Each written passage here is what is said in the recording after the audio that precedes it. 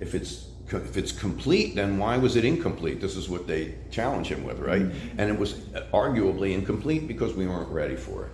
I mean, this is that, you were hard-hearted, so we gave you what you could handle, but now you're ready for the law 2.0, right? And so hard-hearted, hard-eared, yeah, hard. Just we got scales on our eyes.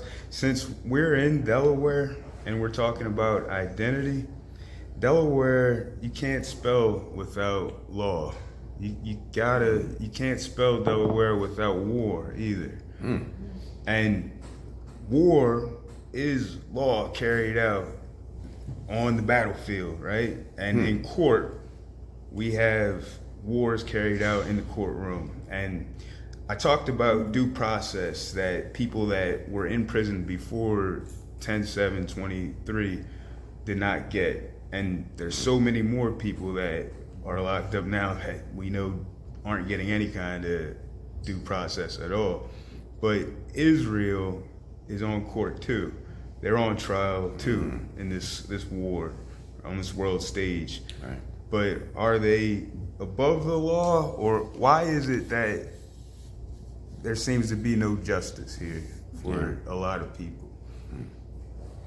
I don't have an answer to that. I don't know. I mean, there doesn't seem to have historically, I mean, even have hope for a two-state solution. With apartheid in South Africa, it was a miracle what happened there. And I think there's a part of the human spirit that moves toward hope, and for as you said, Israel is on trial now. I mean, it really remains to be seen how counterproductive this is going to be for Israel. I think I think this is going to be catastrophic for them, and maybe not because they're getting bombed, but they're losing all the support in the world that they once had, and all the sympathy is shifting, to the enemies. Bring this back to Delaware. How are your college? What do you see in your college students? Are they willing to open their minds and think of? Some are and some aren't. I think I do see a shifting demographic there. I think that for a while there was especially, and it started pre-COVID, but there was a tendency toward stupidity. And when I use that word, I mean willful ignorance. Like you said, I don't know and I don't want to know, sticking the fingers in the ears, that kind of stuff. I do think, most people who would be that closed-minded probably wouldn't come to a liberal arts school like Delaware, So, and if they do, they're probably going to burn out pretty quickly, because they're going to have to be exposed to things that are, we talk about the classroom being a safe space. I definitely think the classroom should be a safe space, but I should also think, in many ways, but I also think it should be a dangerous place, because we should be confronted with ideas that are not our own, and have to realize that, that often what we take to be the obviously self-evident is usually just the merely familiar. The things that are familiar to us we take to be obviously self-evident, but once we're exposed to other things, then we gotta wonder.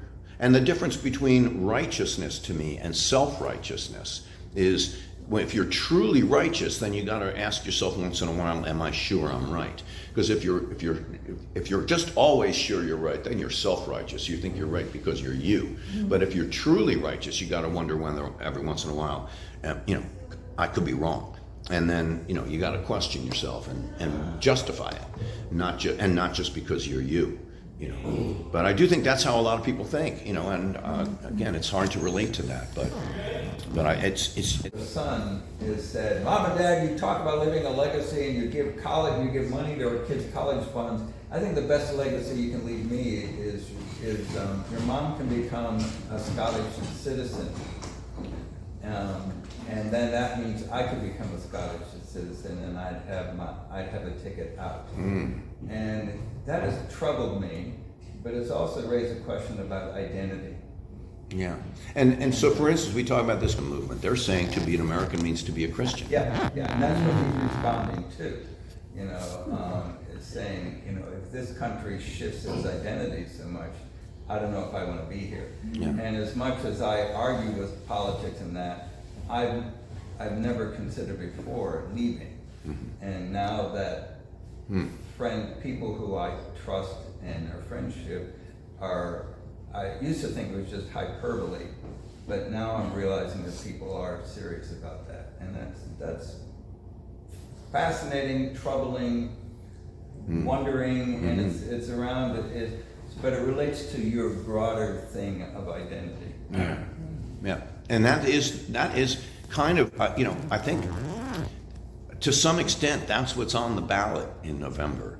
You know, is what does it mean to be an American? Because I think, you know, that there are different views on what that means, and you know, and different views on what patriotism means. I mean, patriotism seems to be at the expense of the Constitution at this point. Yeah. And again, part of the problem is they haven't read their own texts. All these people spouting, "Oh, my constitutional right." They obviously have not read the Constitution. You know, every constitutional right comes with limitations, and you know, none of them are completely unconstrained. I mean, you know, yeah, freedom of speech, but you can't shout fire in a crowded movie theater, right? I mean, that's against the law. So there's ways to keep speech civil, but people have to, you know, have a civil tongue in their mouth too, you know. But sometimes people just don't want to be civil. You know, they just want to be provocative and, you know, get people to get angry, because then we divide people, and it's definitely, I think, in some people's interest to divide us into us and them, and to convince. Like, one of my favorite cartoons is, you know,